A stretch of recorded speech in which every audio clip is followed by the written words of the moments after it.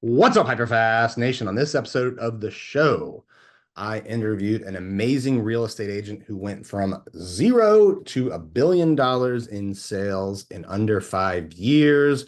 She operates in over 20 markets and is the top team at eXp Realty. Welcome to the show, Avery Carl.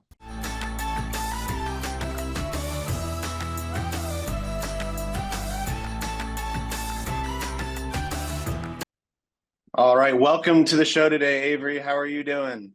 I'm doing great. How are you doing? I'm doing great as well. Thank you for joining us. I'm excited to have such a big team leader on the show, like one of the top at eXp Realty, or actually the number one, I believe, in 2 years ago and last year. So congrats to that. Why don't you start off by telling our listeners and viewers a little bit about your background and how you got into real estate and started this amazing team? So my background was in the music business, first on the performance side and then on the business side, so marketing manager, and kind of fell into real estate by accident. I kind of backed into real estate investing and then got my license to do our own deals, mainly because my husband's a terrible client and I was tired of having to apologize for him to real estate agents. Because he comes across he's a New Yorker, we'll put it that way. And so I was just going to do our own deals, but then the way our real estate investing went, which this was back in 2017, we started investing in vacation rental properties, and it kind of just, the clients just started coming naturally. It started with friends saying like, oh, hey, how much are you making on that cabin in the Smokies? Help me buy one, teach me how to do that. And then it became friends of friends, and then it became actual clients, and then it became an actual business instead of something I was just doing on the side. That's amazing. And it's also it's kind of a common theme, I think. It's like a lot of real estate agents got into it by accident, or they they saw something in their transaction they liked or were investing. I feel like we see that a lot in this industry. Oh yeah. Yeah. I don't think anybody says to themselves when they're a kid, I want to grow up and be a real estate agent. It's one of those things we all kind of back into. Yeah, no, it's interesting when you look at it like that, but yet it has it can be such a platform for impacting so many people, from clients to team members, other agents. So it's interesting. I wonder why it's like that. I don't know. I think that as we get, it doesn't sound sexy, but as we get older, the idea of our compensation being commensurate with the amount of work we put in becomes more attractive. So, if you're sitting in a salary job, it doesn't matter how hard you work. You might get promoted one day, or you might not if your manager doesn't like you, but it doesn't matter if you work 80 hours a week or 12. But with real estate, it does matter. The more deals you do, the harder you work, the more money you get paid. So I think there's something to be said for that. You kind of don't realize that that's the way it is until you're older. It's not something you think about when you're young. Yeah, that's interesting, right? It's proportional to the effort you put in, the results, and not a lot of other things are certainly like that, and you don't necessarily get that in school, that kind of training around that. Nope, definitely not. They don't teach you in school. I think school kind of fashions you into a good employee, and which I just am not. I found after 3 jobs in about 3 years, maybe 4 years, that I'm just not a good employee, and I make a much better entrepreneur than I do an employee. Well, how did you go from starting, quitting your job, getting into real estate, and then building this team that is selling $1 billion a year in such a short amount of time too? Like it was like less than 5 years to get to $1 billion, right? Yeah, yeah. So I think it was definitely hard work. Niching down, I think, is really, really important. And I know a lot of real estate agents hear that from a lot of different places, but it really is true. So my business did not take off and shoot up until I niched down. So when I first started, I was selling, $150,000 investment properties, but I wanted to be selling, luxury real estate in Nashville. I wanted to be selling $1 million houses like, everybody who gets into real estate. You watch Ryan Serhant and the Altman brothers and Josh Flagg and all those guys on all those TV shows. And you're like, oh man, that's cool. That's what I want to do. And so I started selling, I was really, really trying to grow my primary home sales side of my business when I'd been doing, I think I'd been in investments. I'd sold like probably 30 million in my first year and a half. And I was like, man, but the investment properties are 3.5 hours away. The good ones, I'm having to drive all this way to show those. And I don't want to pigeonhole myself. I don't want to be the short-term rental girl, which is a little ridiculous to think about now, but I didn't want to be the short-term rental girl. And I was trying to build that primary home side of the business. And after I got fired by my friend's parents who were trying to move to Middle Tennessee, we drove all over, and by all over Tennessee, I mean literally houses 3 hours away from each other all weekend for 4 weekends in a row. It was really cold. I was super pregnant. I hate to be cold. Like I'm irrational about being cold. And I was super pregnant. And by the fourth weekend, I'd just been looking with her mom. Her dad was coming later, and her dad came on the fourth weekend. And I didn't know where to find what's essentially the serial number, I can't remember what it's called, of a mobile home, a $75,000 mobile home. And I just sold several like $1 million properties in the Smokies. I'd sold 30 million in investment properties all that year. So I didn't really need to be driving around financially. Of course I want to help my clients, but from a financial standpoint, I did not need to be driving around for hours and hours and days to sell one $75,000 property. Anyway, so he fired me. And on my way home, I drove through KFC because again, I was super pregnant. And I said, you know what? I'm not doing this. I'm not doing this garbage anymore. Every time I try and sell a primary home, it goes this way. It's very rough. They don't know what they want. There will be a perfect, like amazing best deal ever. And they don't like, the way the light hits the window or something that is very, very subjective. Whereas when you're selling investment properties, it's like, okay, well, here's the price. Here's how much it's going to make. Do those numbers work for you? Doesn't matter if, there's not all this personal preference involved. And I found like, okay, the investment business is coming really, really easy to me. I'm not having to chase it down. The deals are going smoother. That must just be what I'm supposed to be doing because I can't seem to be making this primary home thing work. So no more primary homes. I'm only focusing on investments. And when I did that, then the business just really shot up. Wow. Okay. So you got niched down and then it just exploded basically. Yeah, pretty much. And there was also, a lot of right place, right time when we started doing this. So, I started buying short-term rentals and vacation rentals in 2015, started selling them in 2017. So we really hit well before the COVID thing happened and started. So, it was also a good time to get started in real estate in terms of where we were in the market cycle. Like right now, you wouldn't be able to grow as fast because we're in the bottom of the market. So, which I think is about to change here in the next couple of weeks. So definitely hard work, but right place, right time also. Now, how did your team grow and how did you build that as the investor business grew? Because you went from, I assume doing it mostly yourself to now a team and then now multiple markets, correct? Yes. So I did not want to start a team. I started at Keller Williams and I started on a team and it was a terrible experience. And I said, teams are so stupid. I will never do this again. And I'll never have a team.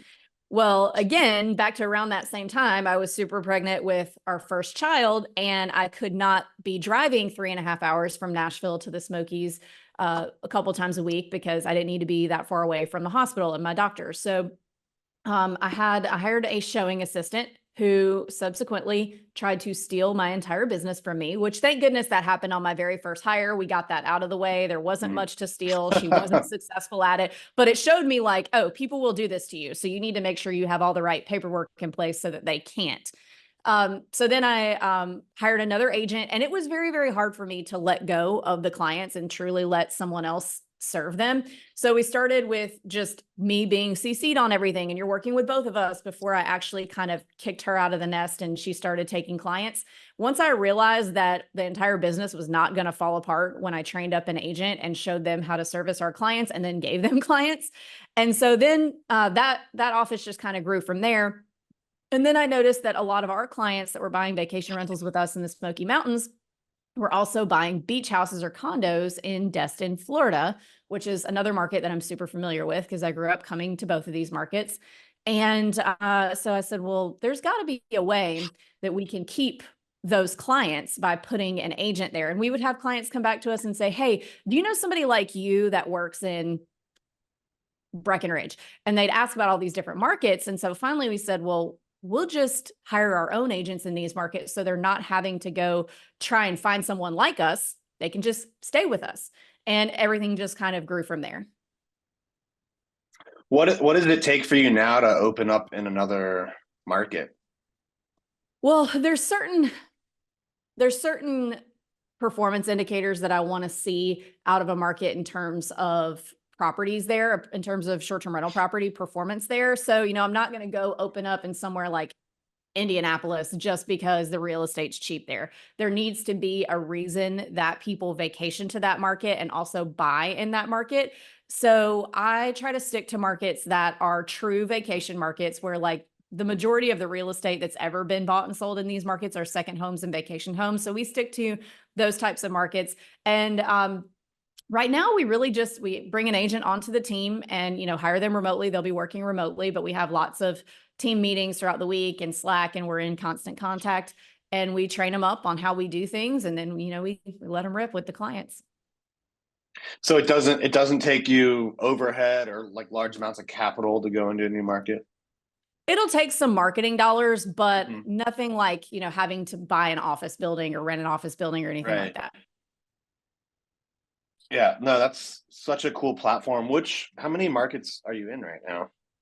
We are in 20 markets currently. Oh, wow. Yeah.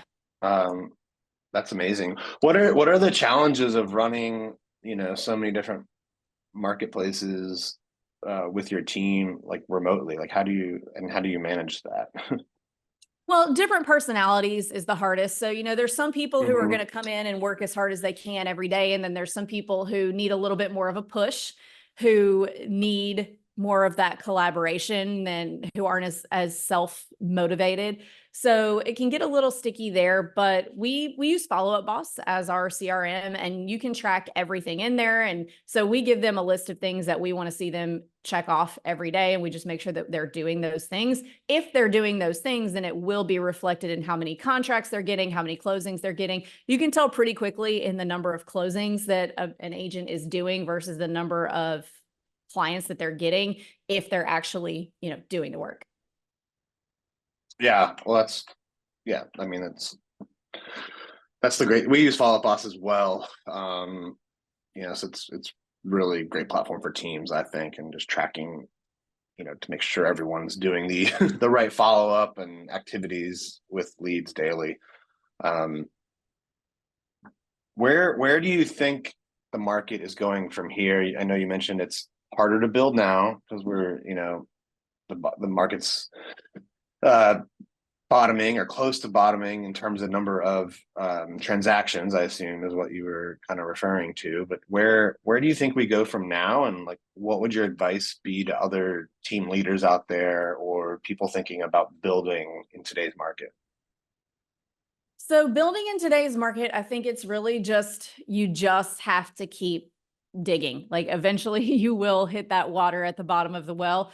I think that it's just a matter of staying afloat until that kind of wave comes back, which I think it will. There's a lot of the market is in a big kind of wait and see phase. So buyers are like, well, let me wait and see what the Fed does. Let me wait and see who's going to be president. Let me wait till after the election. So we've got a lot of that like waiting and seeing right now, but the Fed, all signs are pointing to rates starting to come down, even though the mortgage rates, that drop is already priced in to the mortgage rates. But I think it's almost more important what the media is saying about rates than what the rates are actually doing. So the rates already came down almost an entire point.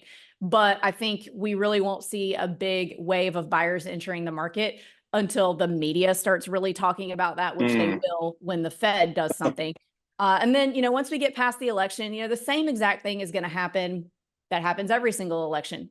The day after, we're all going to wake up and we're all going to live our lives just like we were before the election. And if we're going to buy real estate, we're going to buy real estate, no matter who is president or isn't president. So, but still everybody wants to wait and see, like, just in case, the world implodes on election night. So anyway, I think once we get past these two big humps, we're going to see a lot of buyers re-enter the market. I think we are going to see multiple offers again. So really, it's just, I think all of the hard part of the hanging on was the last 2 years. The last 2 years were terrible. They were brutal. We're at the end of it, the light at the end of the tunnel. So just hang on through the election, I think, and we'll start to see a lot of buyers come back.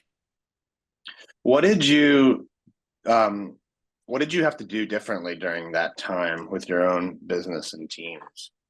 Well, we definitely had to lean it down. So, when you've got a certain amount of leads coming in and you have a team built to service that amount, and then that amount drops by 40% because interest rates have over doubled in the span of 6 months, you do have to downsize and you do have to lay people off. You do have to keep your sharks fed. If the ones that are not producing, that are not putting in the work, they're not going to survive that kind of a market, whether on a team or off. So we had to make some hard decisions in downsizing the team and certainly, keeping our marketing budget streamlined. Maybe we're not doing as much experimenting with different marketing techniques during a time like that, because that costs money to experiment. So, just sticking to what we know works and just kind of powering through until things come back around. What changes do you think, you might have to make as transaction counts go up, or are you kind of built and able to do more, in your current framework? So we're ready to rock. I think that after coming off of the 2021 and 22 numbers that were extremely high, we now know, we've been there. We know exactly what systems and processes need to be in place to be able to support that kind of volume. And during this, what I kind of call the off season, during the bottom of the market, we've had some time to fix the things that broke and make sure that those things are more efficient this time around. So I think we're ready to rock. We're just waiting for those buyers to come back. And, speaking of buyers, I know you do a lot of stuff on educating your clients and potential clients up front. Like, what are some of the specific things that you do to teach people about short-term rentals? Yeah. So my husband and I own several hundred properties across 8 states, I think.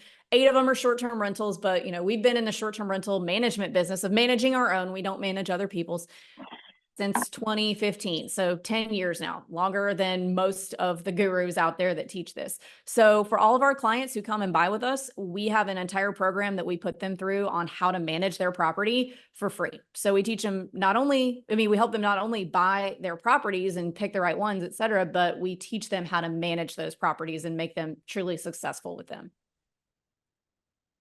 Awesome. Well, before we wrap up, I always like to do a HyperFast round if you're ready for a couple rapid fire questions and answers here.